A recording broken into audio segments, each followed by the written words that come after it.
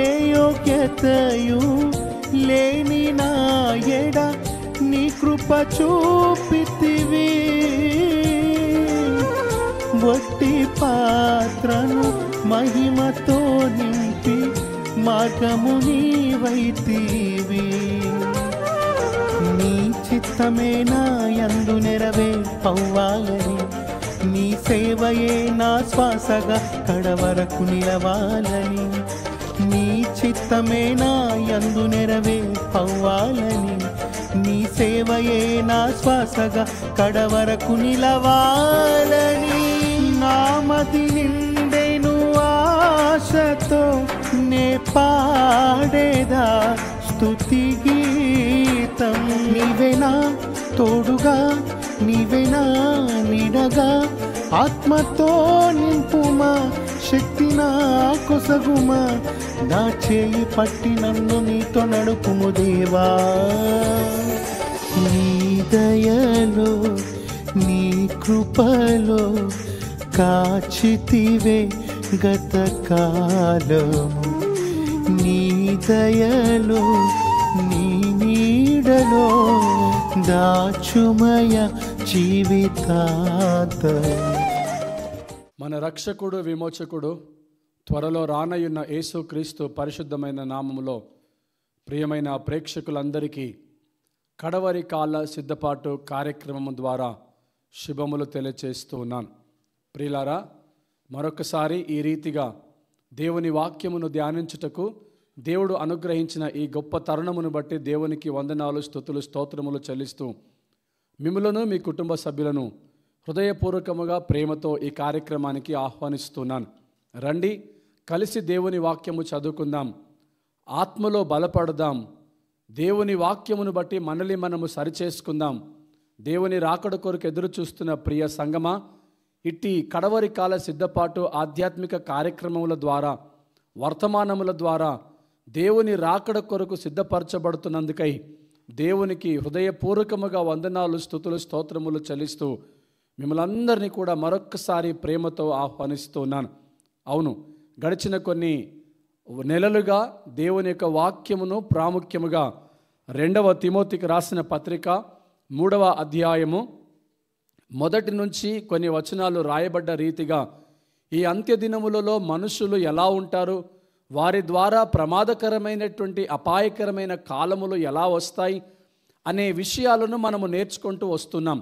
ఒక్కొక్క వ్యక్తి గురించి చాలా విపులముగా వివరణ మనము చూస్తూ ఉన్నాం.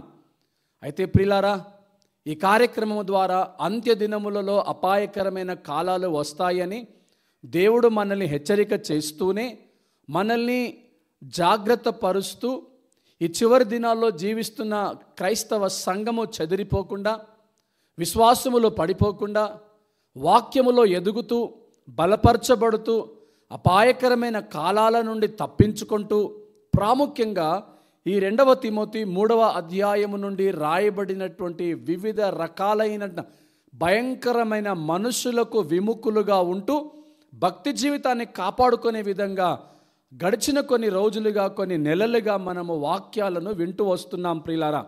అందులో భాగంగానే ఈ రోజున అనురాగరహితులు, అపవాదకులు అనే 2 రకాలైనటువంటి భయంకరమైన మనుషుల యొక్క పద్ధతులను కానీ, వారి యొక్క జీవిత విధానమును గురించి కానీ మనము చాలా వివరణ ఈ రోజున మనము ధ్యానించనై ఉన్నాము, నేర్చుకునై ఉన్నాం. రండి, 2వ తిమోతి 3వ అధ్యాయము 3వ వచనములో ఉన్నటువంటి ఒక భయంకరమైన వ్యక్తిని పరిచయం చేస్తున్నాడు. అనురాగరహితులు, ముందుకు వెళ్తే అపవాదకులు. అవును ప్రియులారా, కడవరి కాల సిద్ధపాటు అనే ఈ యొక్క ఆధ్యాత్మిక కార్యక్రమం ద్వారా ఈ రోజున ప్రాముఖ్యంగా అంత్య దినములలో అపాయకరమైన కాలములు వస్తాయి. ఎందుకంటే మనుషులు అని రాస్తూ చాలా విషయాలు మనము నేర్చుకున్నాం కదా. ఈ రోజున మనుషులు అనురాగరహితులు, మనుషులు అపవాదకులు అనే మాటను మనకిక్కడ జ్ఞాపకము చేస్తూ ఉన్నాడు.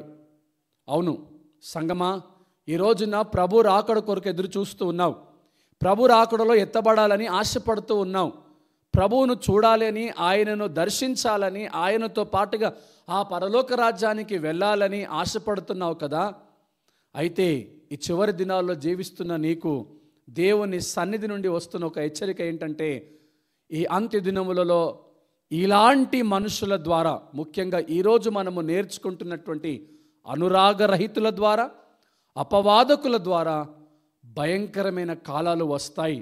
అందుకనే 5వ వచనంలో రాయబడింది ఏంటంటే, ఇట్టి వారికి అంటే అనురాగరహితులకు, అపవాదకులకు మనము విముఖులుగా ఉండాలి అని దేవుని వాక్యము ఈ రోజున మనకు హెచ్చరిక చేస్తుంది. ప్రియ సంగమా, అవును, ఎవరు ఈ అనురాగరహితులు అంటే, అనురాగరహితులు అనురాగము లేనటువంటి వారు.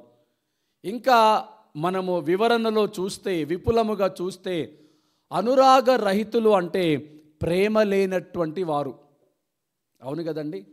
ప్రేమ లేని వారి వలన ఈ రోజున సంఘానికి, క్రైస్తవునికి, దేవుని రాకడ కొరకు ఎదురు చూస్తున్న వాడికి ప్రమాదం ఉన్నది. అందుకనే వారికి విముఖులుగా ఉండాలి అని లేఖనము సెలవిస్తుంది. ప్రియ సంగమా, ఇక్కడ చూడండి, అనురాగరహితుల వలన అపాయకరమైన కాలాలు వస్తాయి. ఎవరు ఈ అనురాగరహితులు అంటే, ప్రేమ లేనటువంటి వారు అనురాగరహితులు.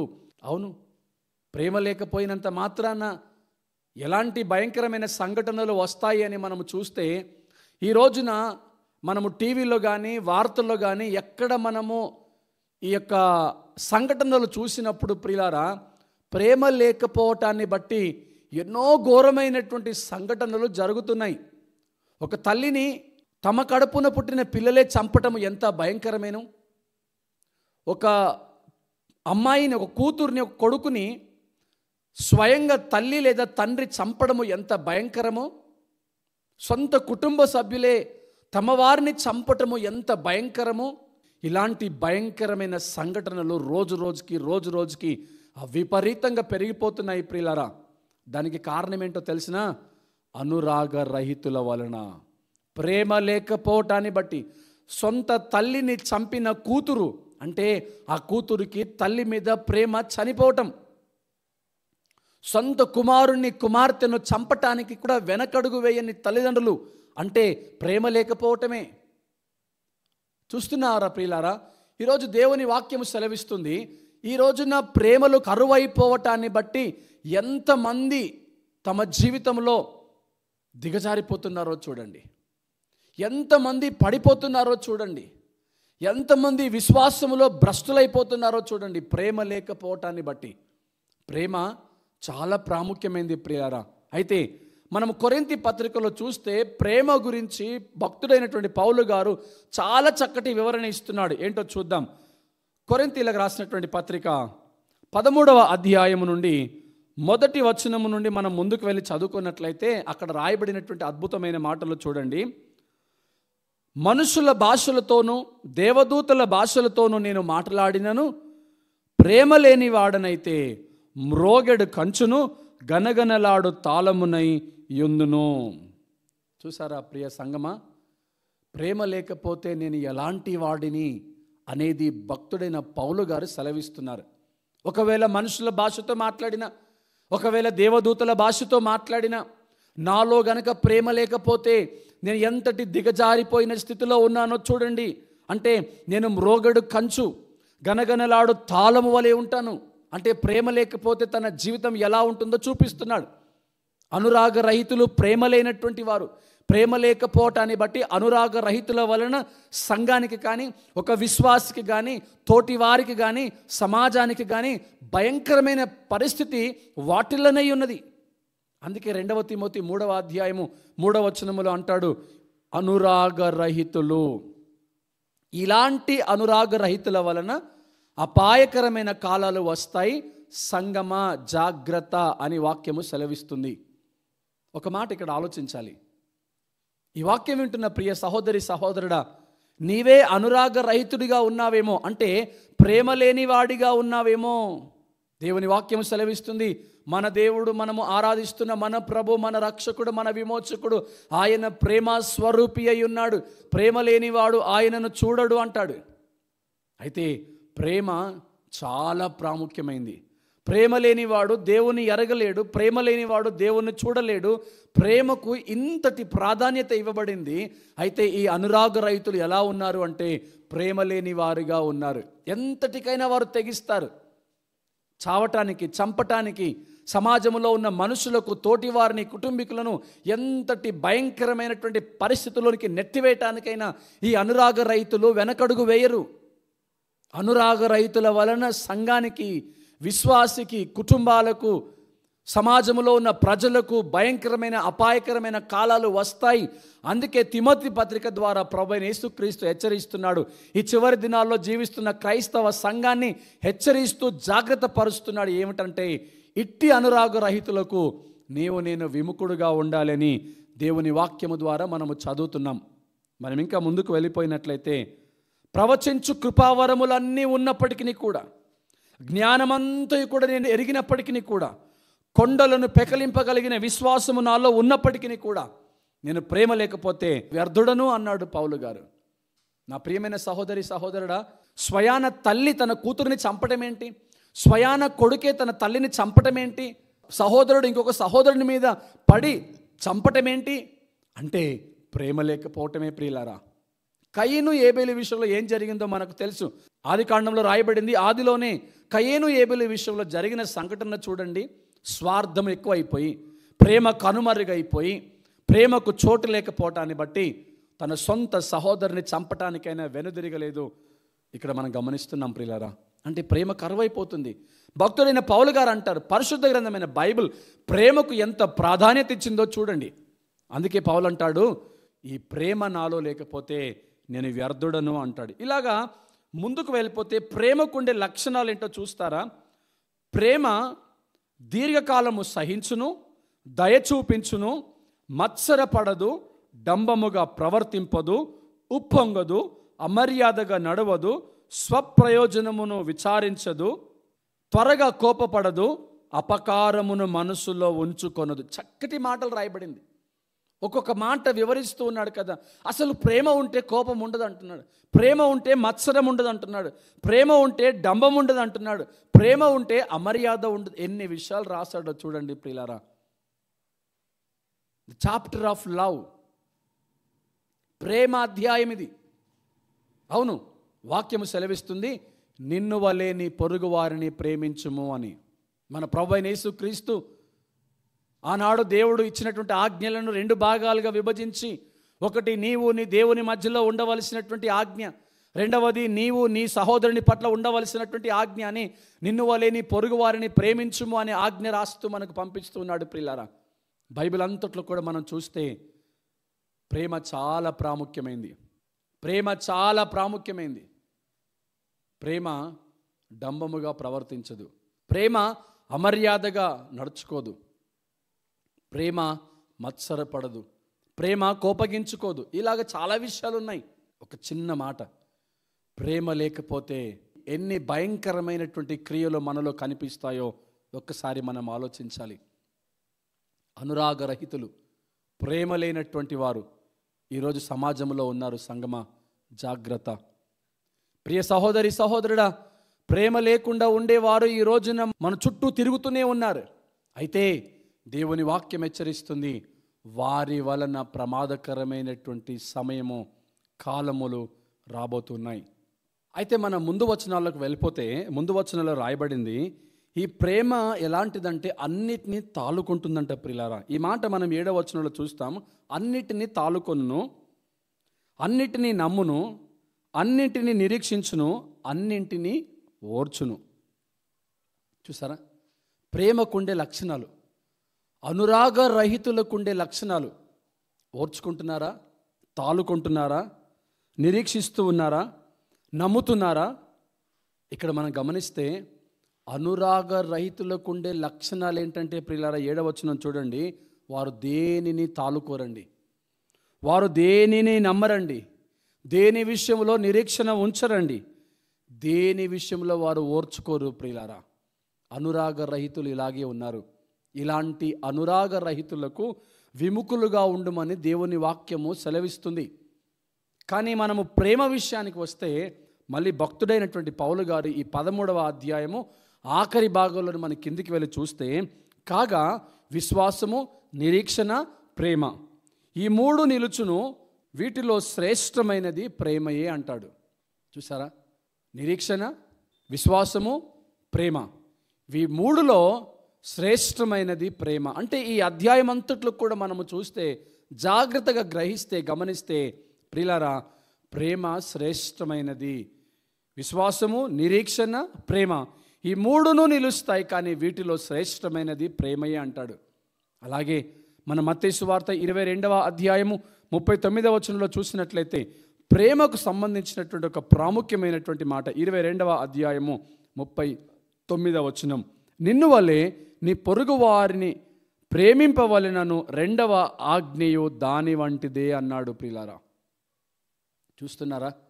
నా ప్రియమైన సహోదరి సహోదరుడా, మన యేసుక్రీస్తు ప్రభు వారు ప్రేమ అయి ఉన్నారు గనుక, ప్రేమతో అనేకమైన కార్యక్రమాలు జరిగించాలి అని, ప్రేమతో అనేక మందిని సంపాదించుకోవాలని వాక్యము ద్వారా ప్రభు సెలవిస్తూ ఉన్నాడు.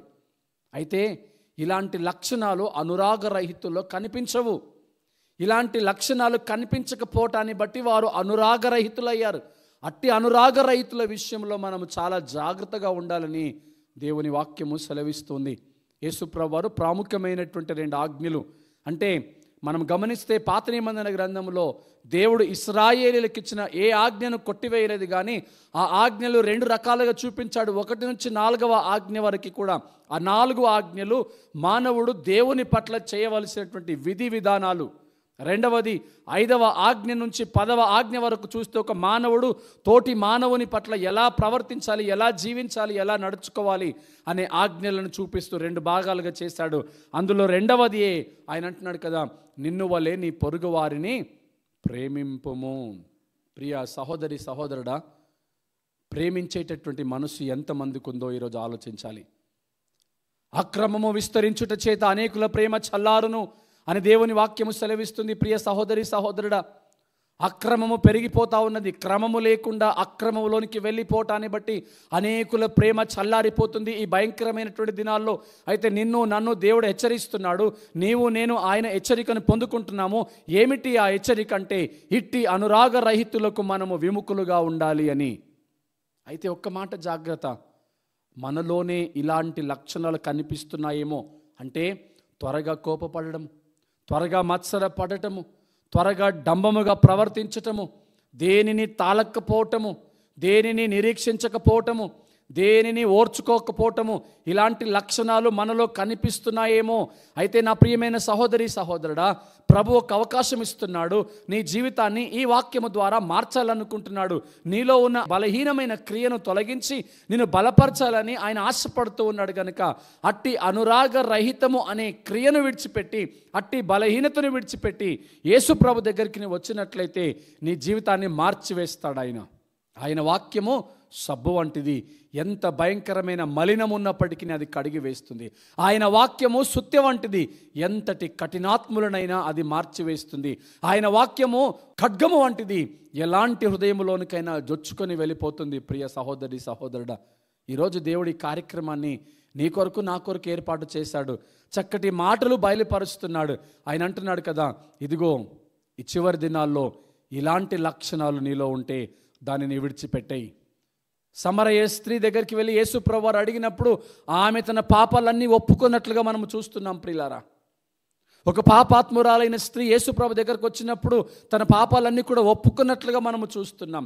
ఈ కార్యక్రమాన్ని వీక్షిస్తున్న ప్రియ సహోదరి సహోదరుడా, ఒకవేళ నీలోనే ఇలాంటి బలహీనతలు కనిపించినట్లయితే వాటిని విడిచిపెట్టమని ప్రభు ఈ రోజున ఆజ్ఞాపిస్తున్నాడు. అనురాగరహితుల వలన సంఘానికి అపాయకరమైన కాలములు, సమాజానికి అపాయకరమైన కాలములు, ఒక విశ్వాసికి అపాయకరమైన కాలాలు వస్తాయి. కాబట్టి అట్టి వారికి విముఖులుగా ఉండాలి.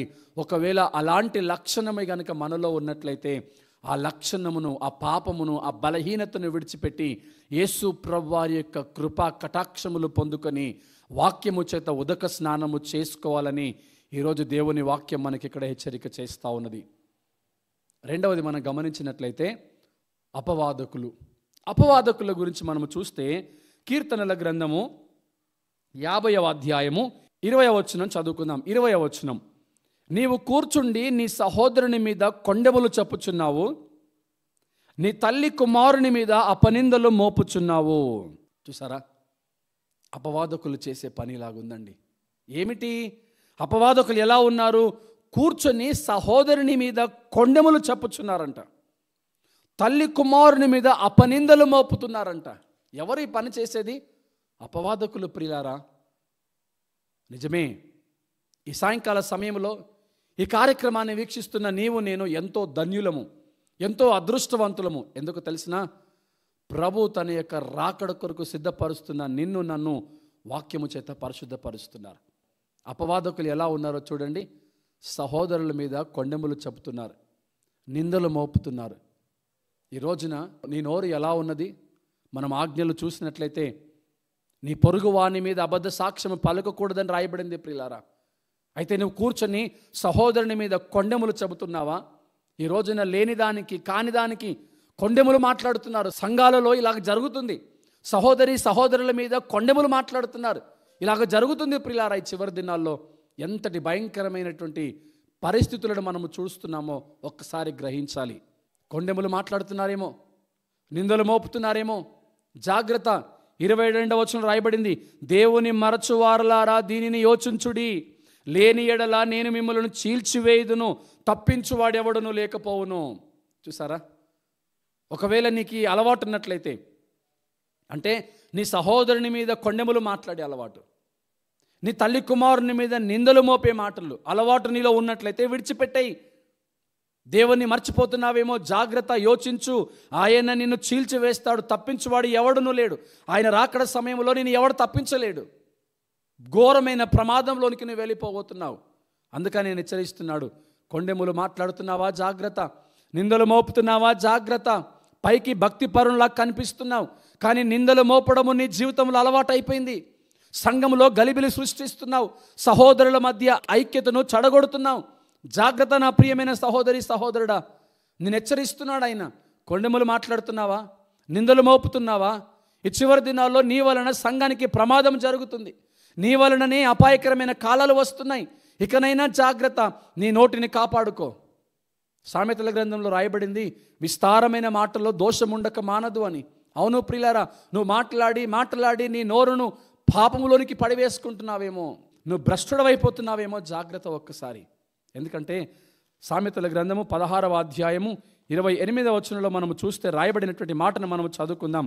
మూర్ఖుడు కలహము పుట్టించును, కొండెగాడు మిత్రభేదము చేయును. అవునండి, ఈరోజు చాలామంది చెబుతూ ఉన్నటువంటి మాట ఏంటంటే, నేను నమ్మిన నా వారే నన్ను మోసగించారు అని. నేను ఎక్కడో ఒక దగ్గర నా సహోదరుడు కదా అనుకొని నా విషయాన్ని, నా బాధను చెప్పుకుంటే ఈరోజు నా గురించి ఇదిగో రాయబడిన మాట, కొండెగాడు మిత్రభేదము చేయును. కొండెగాడు, మూర్ఖుడు కలహాన్ని పుట్టిస్తాడు. మనము నా వారే కదా అనుకొని నమ్ముతున్నాము, వారు మనల్ని నట్టేట ముంచుతున్నారు. వారు ఎవరో కాదు ప్రియులారా, అపవాదకులు. జాగ్రత్త.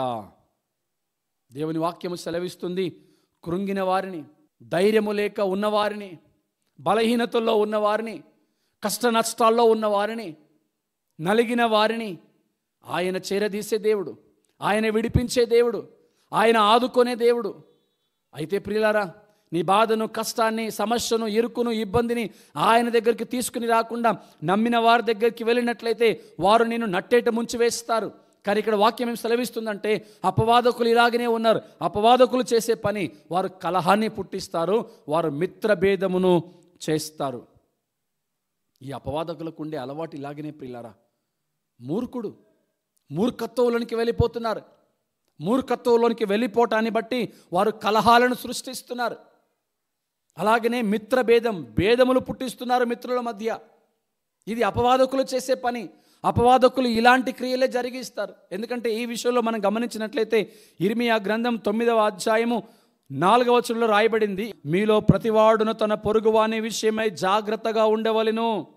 ఏ సహోదరునైనను నమ్మకుడి, నిజముగా ప్రతి సహోదరుడును తంత్రగొట్టయు తన సహోదరుని కొంపముంచును, ప్రతి పొరుగువాడును కొండెములు చెప్పుటకై తిరుగులాడుచున్నాడు. నేను మరొకసారి చెప్తున్నాను ప్రియులారా, ఈ కార్యక్రమాన్ని వీక్షిస్తున్న నీవు నేను ఎంతో అదృష్టవంతులం. ఎందుకు తెలిసినా, ఈ అపవాదకుడు ఎలాంటి వాడు తెలుసంటే, వాక్యం చెప్తుంది, ఏ పొరుగు వారిని నమ్మకండి. పొరుగువారి విషయమై జాగ్రత్తగా ఉండండి. అవునండి, నమ్మిన వారే మోసం చేస్తున్నారు కదా, నమ్ముకున్నాము, వారు మనల్ని అమ్మివేసుకుంటున్నారు కదా. పొరుగు వారి విషయంలో జాగ్రత్తగా ఉండాలి అని వాక్యం సెలవిస్తుంది. జాగ్రత్త ప్రియ సహోదరి సహోదరుడా, ఆ పొరుగువాడు నీ కొంప ముంచబోతున్నాడు. జాగ్రత్త. వాడు ఎవడో కాదు, అపవాదకుడు. కానీ నీవేమో నీ పొరుగు వారిని నమ్ముకుంటున్నావు. వాక్యం ఏం చెప్తుందంటే పొరుగు వారిని నమ్మకండి, పొరుగు వారి విషయంలో జాగ్రత్తగా ఉండండి అని. ఈ కార్యక్రమాన్ని వీక్షిస్తున్న ప్రియ సహోదరి సహోదరుడా, జాగ్రత్త. రా, వాటిని విడిచిపెట్టి బయటికి.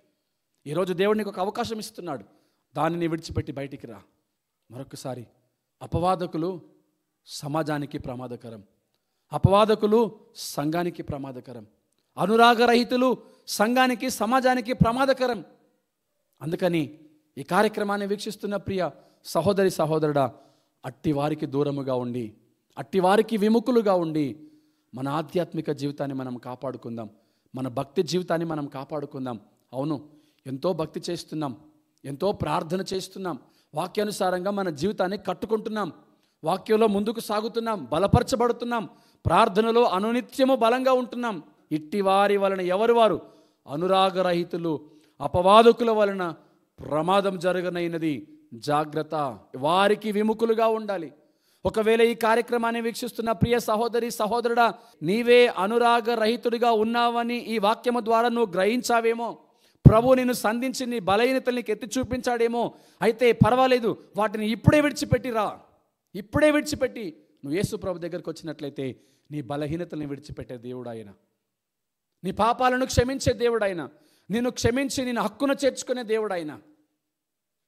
అప్పుడు నువ్వు తప్పించుకో ఉంటావు, తప్పించబడతావు. కానీ ఆయన వాక్యాన్ని విని పెడచెవినే పెడితే ఆయన నిన్ను చీల్చివేస్తాడు. ఆ సమయంలో నేను ఎవ్వరునూ తప్పించలేరు. ప్రియ సహోదరి సహోదరుడా, అనురాగరహితులు, అపవాదకులు మనకు కనిపించారు.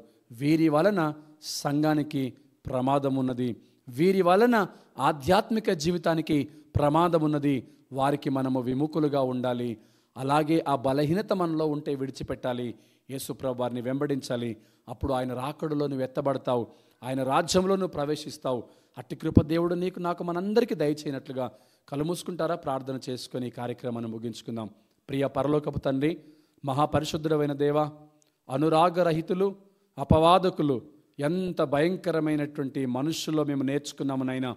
వారి వలన సంఘానికి, సమాజానికి, మా ఆధ్యాత్మిక జీవితానికి, మా కుటుంబానికి, మా యొక్క స్థితిగతులకు ఎంత భయంకరమైన పరిస్థితులు వాటిల్లుతాయో మేము నేర్చుకున్నాం ప్రభువా. అట్టి వారికి విముఖులుగా ఉండటానికి సహాయము చేయండి. ఒకవేళ అలాంటి బలహీనత మాలో ఉన్నట్లయితే ఈ రోజునే విడిచిపెడుతున్నాం, మమ్మలను క్షమించండి. మీ కొరకు సాక్షులుగా నిలబెట్టుకొనండి. మీరు మాత్రమే మహిమ పొందుకొనండి ప్రభువా. ఈ కార్యక్రమాన్ని వీక్షిస్తున్న ప్రియ సహోదరి సహోదరులందరినీ ఆశీర్వదించండి. వారి కుటుంబాల్లో ఘనమైన కార్యములు జరిగించండి. వారి ప్రార్థన అవసరతలు, అక్కరలు మీకు తెలుసు కాబట్టి ప్రతి అవసరతలను, అక్కరలను మీరు తీర్చండి నాయనా. అలాగనే ప్రత్యక్షంగా పరోక్షంగా సహకరిస్తున్న వారిని, వారి కుటుంబాలను ఆశీర్వదించండి. మహిమ, ఘనత, ప్రభావములు మీకు మాత్రమే ఆరోపిస్తూ యేసుక్రీస్తు నామం బట్టి ప్రార్థిస్తున్నాము తండ్రి, ఆమేన్. విన్న వర్తమానాలు మీకు దీవెనకరంగా ఉన్నాయని నమ్ముచున్నాము.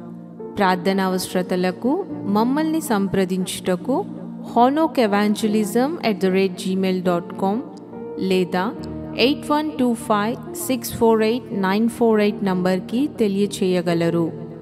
మా కొరకు, మా పరిచర్య కొరకు ప్రార్థించండి. God bless you.